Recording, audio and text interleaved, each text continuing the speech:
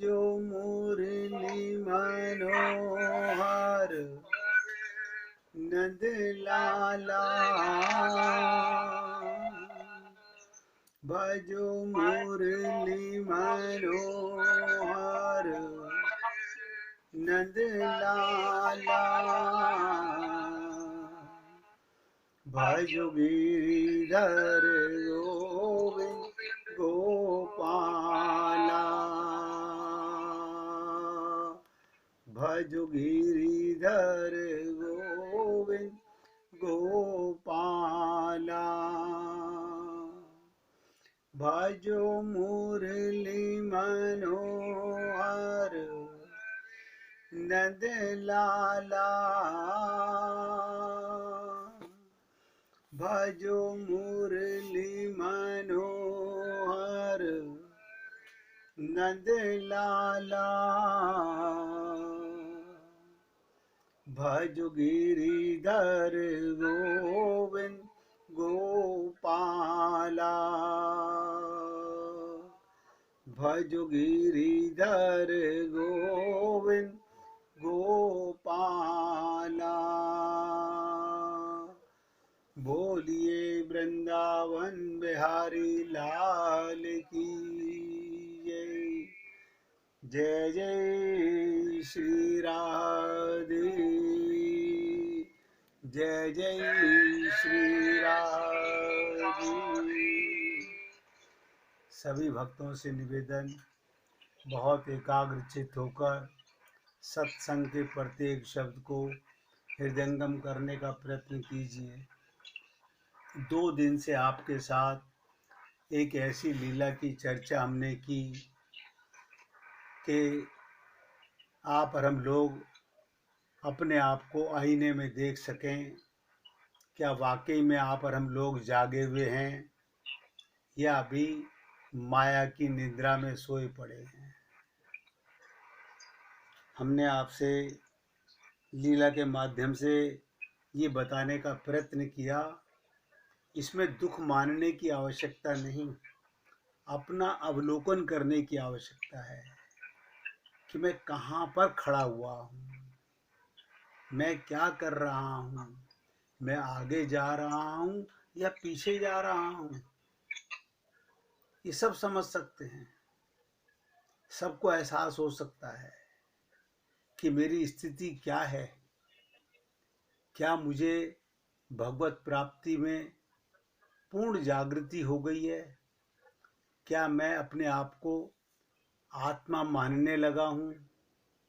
शरीर में रहना पाप नहीं है, परिवार में रहना पाप नहीं है, संसार की सेवा करना पाप नहीं है। तो पाप क्या है? आत्मा होते हुए, चेतन होते हुए अपने को देह मानना, जड़ शरीर मानना। मुझे नहीं पता आप भक्तों को कितना इसका एहसास हुआ, कितना आपने क्या सोचा, ये आपका हृदय जानता होगा। ये भी मैंने आपसे निवेदन किया था कि केवल सुनने से कुछ नहीं होगा। राधे राधे भैया। केवल सुनने से कुछ नहीं होगा, जीवन में उतारने से सब कुछ होगा।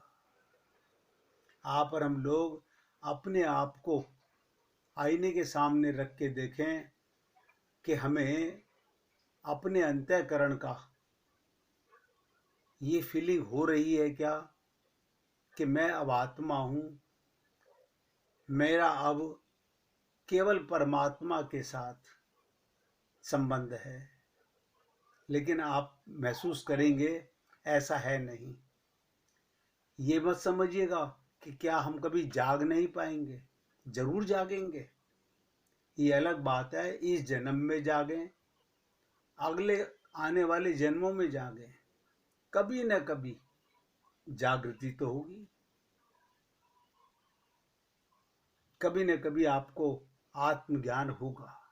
हाँ, मौका अभी मिला है, ये जन्म क्यों बेकार जाने दें। यही जन्म हम क्यों बेकार जाने दें। इसी जन्म में हम क्यों नहीं जाग जाते।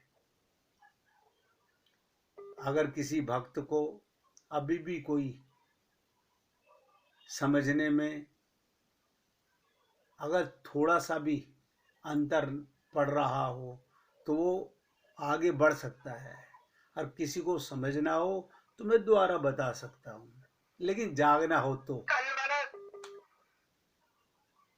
क्या कहा देवी जी? कल वाला दोबारा से रिपीट कर दो तो।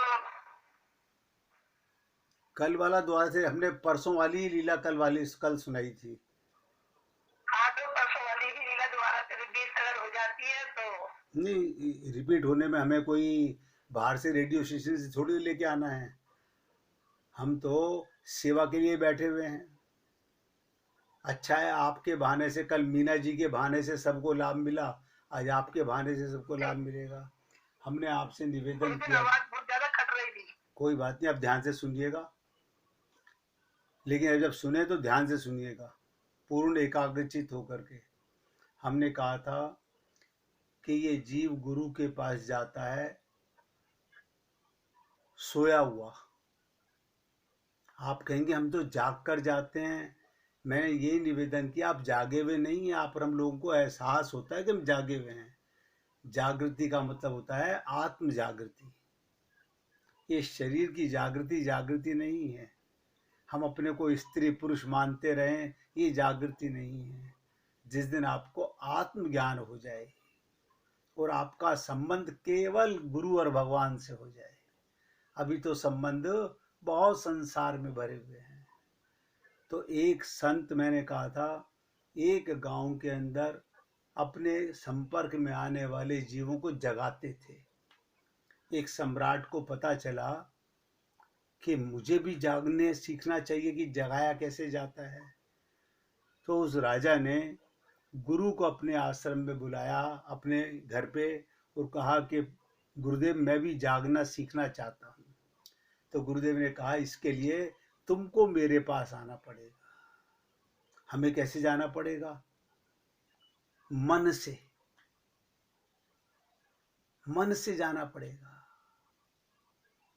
तो मैंने कहा था 3 महीने गुरु ने एक अध्याय सिखाया, उसके बाद 3 महीने दूसरा अध्याय सिखाया, और उसके बाद 3 महीने तीसरा अध्याय सिखाया, और 9 महीने में वो सम्राट अपने गुरु के चरणों में गिर पड़ा कि गुरुदेव, आज मैं जागा हूँ।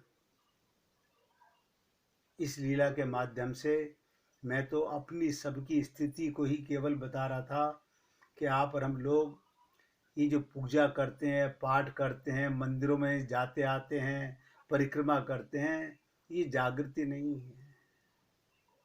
केवल अगर देसी भाषा में कहा जाए तो लीपा पोती है, धोखा है अपने आप को।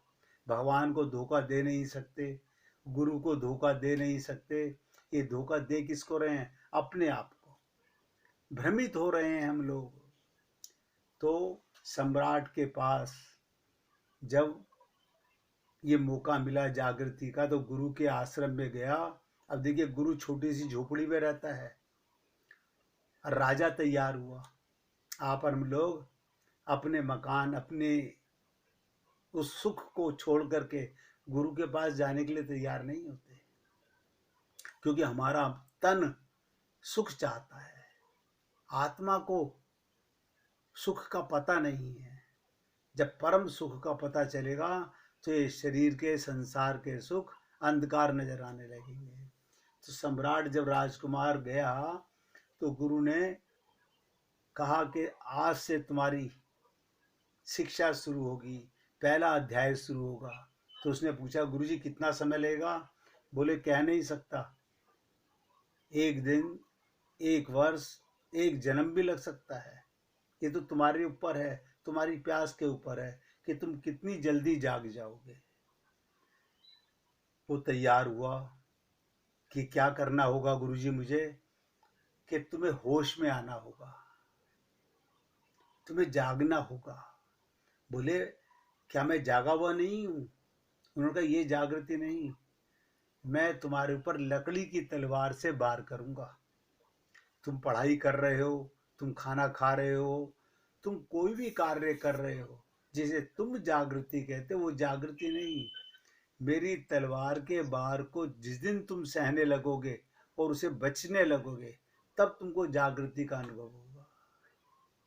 संत महात्मा कहते हैं जीव जागा कब कहे, जब उसे आत्मज्ञान हो जाए और 24 घंटे अपने आप को परमात्मा का अंश माने। जैसे यहाँ पर हम लोग, मैं माता का बेटा हूँ, पिता का बेटा हूँ, मैं बिजनेसमैन हूँ, मैं इंडस्ट्रियलिस्ट हूँ, मैं सर्विसमैन हूँ। आप शरीर के परिचय को जानते हो, अपने परिचय को कोई नहीं जानता। देखिए कमाल है, जो नहीं है उसका तो हमें ज्ञान है, जो है उसका ज्ञान नहीं है। तो पहले दिन पढ़ाई शुरू की और राजा के ऊपर गुरु ने लकड़ी की तलवार से मार चालू की। जब मारना चालू किया, 1 हफ्ते में ही राजा का बदन दर्द करने लगा। क्यों? जरा सा भी ध्यान पलटे, कभी सर पे पड़ रहा है, कभी कमर पे पड़ रहा है, कभी हाथ पे पड़ रहा है, तलवार के घाव होने लगे। ये तो लकड़ी की तलवार थी, ये संत की तलवार है, वो रहम भी करते हैं। उसने कहा कि ये तो गुरुजी बड़ी मुश्किल हो गई, आप कभी भी मार देते हो। बोले मैं देखना चाहता हूँ ना कि तू होश है कि नहीं है, तू जागा हुआ है कि नहीं है। मैंने आप लोगों को इसके ऊपर बताया था, आप अपने मन को देखिए। अगर मन में संसार के विचार आते हैं, सबके आते हैं, अगर संसार के विचार आते हैं तो आप जागे हुए नहीं, मोह निशा रात्रि में सोए पड़े हैं। और अगर आपके मन में भगवान के विचार आते हैं, भगवान की लीला के विचार आते हैं, अपने गुरु के विचार आते हैं, तो आप जागे हुए हैं। ये आत्म जागृति है। इस क्रिया को करते करते 3 महीने लगे गुरु को, मार मार के सम्राट को सिखाया। आप कहेंगे हम तो सम्राट नहीं, सब सम्राट हैं, सब अपने मन के राजा हैं। हम सब लोग अपने मन के राजा हैं, लेकिन राजा ही मन का गुलाम बन चुका है। आप और हम लोग पूजा पाठ कर लेते हैं, सुबह सुबह भगवान जी को स्नान करा दिया, धूप दिखा दी, भोग लगा दिया, हम लगता है हम पूजा कर ली। ये पूजा नहीं है। पूजा का मतलब होता है सुबह उठने से लेके रात्रि सोते तक भगवान का ध्यान होना, विचार भगवान के आने। 3 महीने लगे राजा को, और 3 महीने में वो कितना समझदार हो गया। 3 महीने में इतना समझदार हो गया कि अब गुरु लकड़ी की तलवार से वार कर रहे हैं और वो ढाल लेके बचा लेता है। गुरुजी मैं जागा हुआ हूँ, गुरुजी मैं जागा हुआ हूँ। बताइए, 3 महीने लगे जागने में। आप और हम लोग आज गए और आज ही सोचते हैं बस हमने शरणागति कर ली, हम जाग गए। ये जागृति नहीं है। कोई साधना करना ही नहीं चाहता। सही मायने में ऐसा महसूस होता है हम कल्याण तो करना चाहते हैं, लेकिन कल्याण के मार्ग पे चलना पड़ता है, कुछ करना पड़ता है। जब दिन की क्रिया पूरी हो गई तो क्या कहा गुरु ने कि सम्राट अब तुम्हारी एक पाठ पूरा हो, एक अध्याय तुम्हारा पूरा हो गया, कल से तुम्हें दूसरा अध्याय पढ़ाया जाएगा। तो शिष्य ने, सम्राट ने पूछा गुरुजी वो दूसरा पाठ क्या है? बोले जैसे मैं दिन में सुबह से लेकर रात तक तुम्हारे को कभी भी लकड़ी की तलवार से मारता था, अब मैं तुमको रात को भी मारा करूंगा। तो सम्राट ने कहा गुरुजी ये तो कुछ ज्यादा ही हो जाएगा, रात को भी मार पड़ेगी? बोले हाँ बिल्कुल पड़ेगी, रात को भी होश में रहना है, क्योंकि तुम आत्मा हो। शरीर सोता है, आत्मा नहीं सोती। आत्म जागृति 24 घंटे होती है, सांस 24 घंटे चलते हैं, परमात्मा आपके साथ 24 घंटे रहता है। राजा को बड़ा कष्ट होने लगा, रात्रि में भी जरा सा सी आंख लगे और तलवार का, लकड़ी की तलवार का बार हो तो राजा धीरे धीरे जैसे दिन में जागना सीखा था ऐसे रात में भी जागने लगा। आप कहेंगे तो फिर सोएगा कब? शरीर सोएगा, आप नहीं सोएंगे। मैं आपको जगाने की बात कर रहा हूं। और 3 महीने में क्या कमाल हुआ, जैसे जैसे रात को राजा जागने लगा ये सपने आने बंद हो गए। यानी मन जागने लगा। मन ही तो सपना देखता है, मन ही तो विचार करता है। शरीर सो रहा है और मन हमारा सपने देख रहा है, और हम लोग बड़े खुश हो रहे हैं। ये सबका हाल है, हम सबका एक ही थैली के चट्टे बट्टे हम सब लोग नहीं समझ पा रहे। फिर 3 महीने लगे। रात्रि को भी राजा अपने गुरु की तलवार को रोकने लगा। गुरुजी मैं जागा हुआ हूं। कभी दाएं से, कभी बाएं से, कभी आगे से, कभी पीछे से, कभी ऊपर से, कभी नीचे से, कहीं से भी मार कर सकता है गुरु, कभी भी देख सकता है। आप हम लोग रात्रि को गए, लेट गए, सोएंगे। सोते नहीं है, मन में विचार चलते हैं। कल की प्लानिंग, परसों की प्लानिंग, वहाँ का बैग तैयार हो गया, मुझे वहाँ जाना है, कल ये करना है, परसों ये करना है। आप बता दीजिए कितने लोग हैं जो ये विचार करते हैं कि प्रभु अब आपके साथ रहना है, अब रात्रि को मौका मिला है, आपसे बातें करनी है, आपकी लीला में चलना है। ना ना, इतनी बातें आती कहाँ हैं? वो तो हम सुबह कर लिया, वो सुबह का ड्रामा हमने कर लिया पूजा पाठ का, वो पूजा नहीं है। 6 महीने लगे राजा को दिन के और रात्रि के जागने में। जब रात्रि को भी पूरे होश में जागने लगा तो क्या कहा गुरु ने, आज तुम्हारा दूसरा अध्याय भी पूरा हो गया, अब तीसरा अध्याय बचा है। अब राजा डरने लगा कि गुरुजी अब मैं दिन में भी जागने लगा, रात को भी जागने लगा, अब कौन सी जागृति रह गई? बोले बेटा अभी तलक तो लकड़ी की तलवार से वार होता था, अब असली तलवार से तेरे ऊपर वार होगा। क्या मतलब? अगर तूने अब अपनी रक्षा नहीं की तो तेरी गर्दन भी कट सकती है, हाथ भी कट सकता है, सर पे भी वार हो सकता है। राजा बोला गुरुजी ये तो कुछ ज्यादा ही हो जाएगा, असली तलवार से मारोगे? बोले अब तो तुझे जागना सिखा दिया, साइकिल चलानी सिखा दी, अब साइकिल का एक्सीडेंट का क्या मतलब? शुरू में गिरे, चलाना सीख गए, बैठ के चलाना सीख गए, हाथ छोड़ के चलाना सीख गए, अब तो आंख बंद करके भी चलाना सीख गए। सब यही क्रियाएं हैं। राजा तैयार हुआ कि गुरुजी जब आपकी शरण में आ ही गया हूं तो मुझे असली तलवार से भी जगा दीजिए। मैंने कहा था कि गुरु की तलवार शब्दों की तलवार होती है जो हमें लगती नहीं है। हम सुनते हैं और धूल सी झाड़ देते हैं, सुन के इधर सत्संग खत्म हुआ, उधर परिवार के ममता मोह आसक्ति के अंदर फिर मस्त हो जाते हैं, फिर माया के चंगुल में सो जाते हैं। ये तो थी लकड़ी की तलवार। गुरु तो रहम करता है लेकिन भगवान रहम नहीं करता। असली तलवार भगवान की तलवार है। क्या मतलब? आपके और हमारे पाप क्या हैं? ये वही तो पाप हैं जो हम सारा दिन करते हैं। यही पाप नोट भगवान करता है, वो रहम नहीं करता। गुरु रहम कर सकता है क्योंकि गुरु तुम्हें सिखाना, जगाना चाहता है। भगवान ने तो तुम्हें जगा के भेजा था। माँ के गर्भ में जब प्रार्थना करके आए थे कि हे परमात्मा अब मैं माँ के गर्भ से बाहर निकलकर सिर्फ तुझसे संबंध रखूंगा। हम कसम खा के आए थे। कहाँ गई हमारी कसमें? कहाँ गए हमारे भगवान के साथ वादे? झूठी माँ, झूठा बाप, शरीर की माँ बाप को माँ बाप मानने लग गए, शरीर के मकान को मकान मानने लग गए, आत्म जागृति को भूल गए और हमने अपने अपने तरीके से पूजा पाठ अर्चना करनी सीख ली।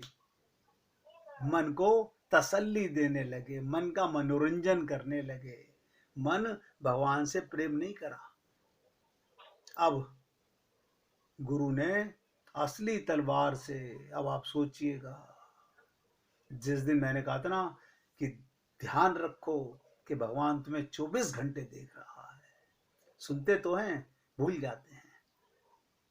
24 घंटे याद रहे, मेरे मन में बुरे विचार आए, भगवान ने नोट कर लिए होंगे। डांटो अपने आप को, फटकारो। अगर जिसने अपने आप को फटकारना चालू किया, जिसने जग चर्चा करनी बंद कर दी, सेवा सबकी करनी है, संसार की फालतू बातें नहीं करनी, और आप और हम लोग गप्पे मारने जा रहे हैं। आज मन बड़ा उदास हो रहा है, चलो किसी रिश्तेदार के यहाँ जाके टाइम पास कर आते हैं, पिक्चर देख आते हैं, किताब पढ़ लेते हैं, टीवी देख लेते हैं, मोबाइल देख लेते हैं। ये सब क्या कर रहे हो? पहले से कम सोए हुए थे और सोने का नतीजे में फंस रहे हैं। इसलिए याद रखना, हमारे अनंत जन्मों के अनंत पाप भगवान के पास नोट है। हाँ, ये चिंता मत करना कि वो अनंत पाप खत्म कैसे होंगे, क्योंकि भगवान ने कहा था जिस दिन तुम जाग जाओगे और जाग के तुम्हें आत्मज्ञान हो जाएगा और तुम मेरी शरण में आ जाओगे, मैं तुम्हारे सारे पाप पुण्य समाप्त कर दूंगा। इसलिए इसका मलाल मत कीजिएगा। भागवत में कथा आती है अजामिल पापी की, आप सब लोगों ने सुना होगा। ऐसा पाप आत्मा 80 वर्ष की उम्र तक पाप करता रहा। अपने पुत्र का नारायण राम रखने से देवदूत आ गए और उनके 2 मिनट का सत्संग सुनने से वो जान गया कि अगर मैं वाकई में नारायण से प्रेम कर लेता, मैं जाग जाता तो मेरा कल्याण हो जाता। और 2 वर्ष तक उसने पूर्ण तपस्या की, पूर्ण भगवान में मन को लगाया और भगवत प्राप्ति करके भगवान के लोक में चला गया। और श्रीमद् भागवत महापुराण में उस भक्त का नाम लिखा गया। आप कहेंगे मैंने सुनी तो है, ऐसे सुनने का फायदा क्या जब जीवन में कुछ उतारा ही नहीं। गुरु बहुत तरीके से मारता है, भगवान की तलवार किसी को नहीं बख्शती। याद रखना, भगवान के यहाँ रियायत नहीं है। तुमने पाप किया, भगवान ने नोट किया। और पाप क्या है? भगवान कहते हैं तुम कुछ भी करो, मेरे निमित्त करो। जो भी तुम्हारा कर्म है, जो भी तुम्हारी सोचे, तुम्हारे विचार हैं, मेरे प्रति अगर होते हैं तो वो सद्विचार हैं। अब मेरे को छोड़कर जो विचार मन में आते हैं सब पाप हैं, अंधकार के हैं। तो 9 महीने में वो राजा पूरी तरह से पारंगत हो गया, पूर्ण जाग गया और रात को भी होश में रहने लगा। और 9 महीने लगने के बाद दिन की जागृति और रात्रि की जागृति, यही कथा थी। आज वीना जी ने कहा, कल मीना जी ने कहा। निवेदन करूंगा, बाकी सब भक्तों की सेवा तो हो रही है, लेकिन अगर अभी भी जागृति का मन में भाव नहीं आ रहा है तो सुनने से कुछ नहीं होगा, डॉक्टर से दवाई का पर्चा लिखवाने से कुछ नहीं होगा। जब तक दवाई खाओगे नहीं, जब तक जागने की आदत डालोगे नहीं, अपने मन के विचारों को लताड़ोगे नहीं, जूते मारो इनको। जैसे मन में विचार आए तुरंत डांटो अपने मन को, मूर्ख बहुत पश्चात चुका हूं, बहुत फंस चुका हूं संसार में, अब निकलना है। अब 1 मिनट कीर्तन कीजिए, फिर आगे चलते हैं। श्री